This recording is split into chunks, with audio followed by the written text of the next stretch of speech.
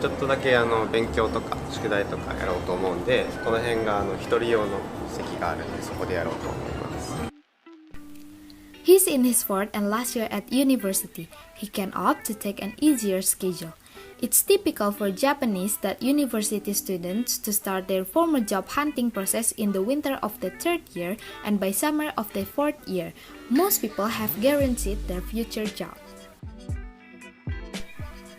Now, he's going to his first class of the day.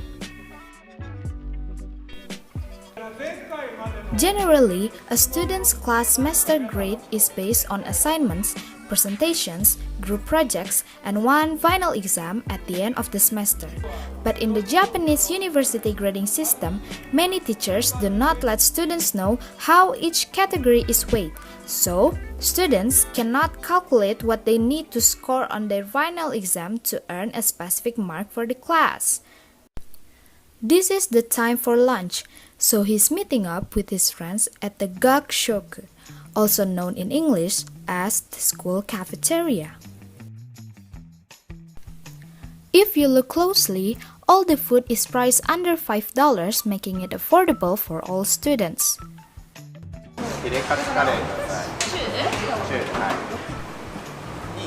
Many Japanese cafeterias, you order a main dish and pick up a small dish and then pay the total amount at the end.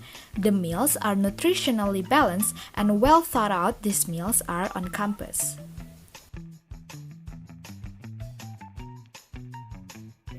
She works for a company called Pasona, one of the largest staffing service companies in Japan. There's about 4,000 staff in her office alone and about 9,000 in total worldwide.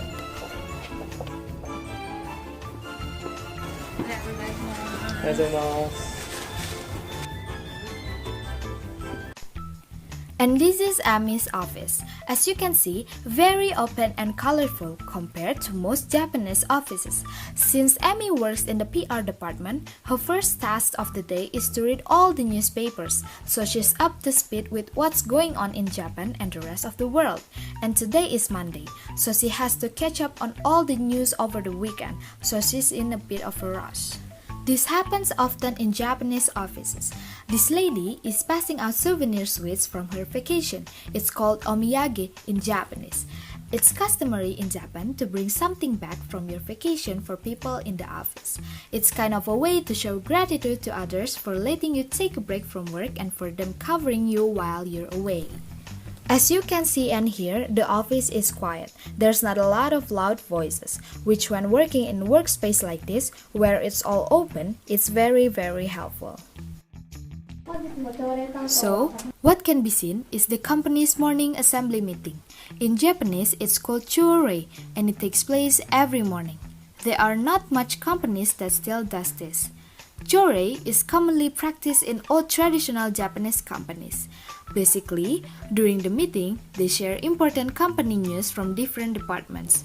Then, after the company-wide meeting finishes, each department gets together and they do the same thing. And doing your standard computer work, checking emails, drafting documents, filling out reports, etc.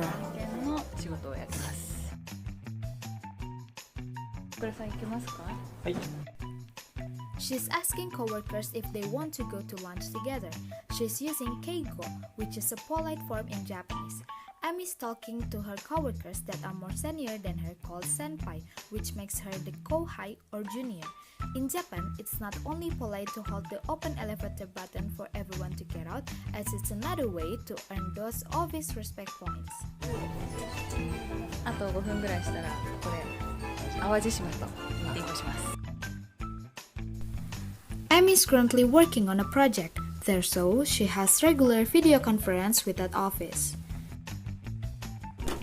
In old school Japanese companies, it would have been that to leave the office before your superiors.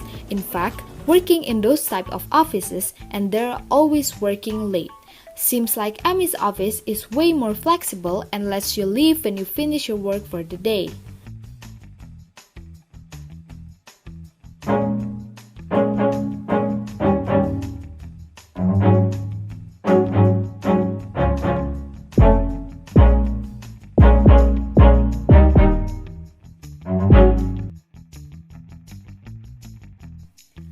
also interview Mita's sister since her sister has job experience in Japan as laboratory member in Shinto Pain Indonesia PT. So, the several differences between working here in Indonesia and in Japan is, I think first, is the relationship between the co-workers. In Indonesia, we have a very good relationship with our colleagues, not only inside the office, but also outside. But I think in Japan, it's very uncommon to have a good relationships outside the office. So, commonly, they will have only working restricted relationships. And then the second one, we have uniforms. So daily we came to the office with our casual working clothes. But when we got to the office, we have to change to our own uniform. Therefore, we minimize the contamination that we carried from the outside. And then the third one is the on-time schedule. So if we have a meeting, for example, at 10 a.m., we have to stand by at least 10 minutes before. So they do not tolerate any lateness. Next one, the difference is, I think we have chore. Chore means morning meeting. So every morning we gather all members and then we explain one by one what is our work today, what have we done yesterday, and is there any problems that we can solve together, and it's called chore. And then the next one is we have activity called 5S or Kaizen. It means that every tools mainly has to be organized, categorized based on its function or alphabetic order. And then we also have to develop ourselves better, not only ourselves but also the system, and it's called Kaizen. So our target is we become better and better compared to our previous year. I think there is several comparison between working here and working in Japan. I think that's. Thank you. This is the list of daily and monthly expenses of different things in Japan.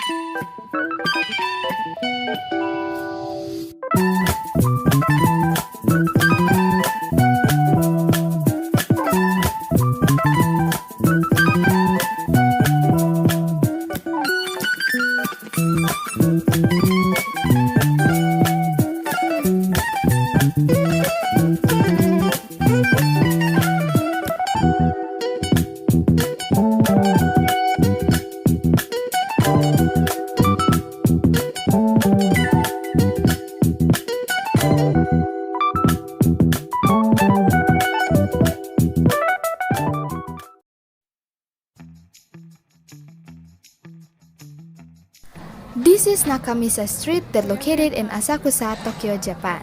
It's a street where people can shop and try many Japanese street food. The streets are always full of people. People that came here can try various kind of foods that are sold here. The price is really affordable. It ranges from 100 yen to 300 yen, and it's around 14,000 rupees to 40,000 rupees. So having 1,000 yen is enough to try different kind of foods here. We can see that the foods is very unique and delicious. From dessert, ice cream, chocolate, they are all there. And also, the price is very affordable for Japanese foods.